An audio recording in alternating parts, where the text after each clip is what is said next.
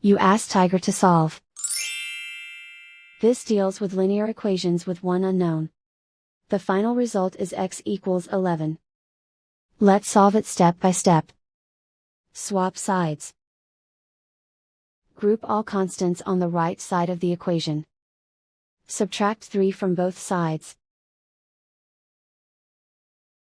Simplify the arithmetic.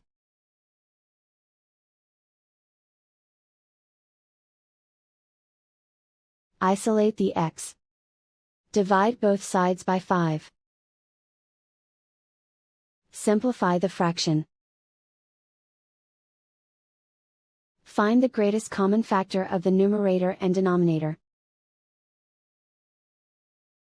Factor out and cancel the greatest common factor.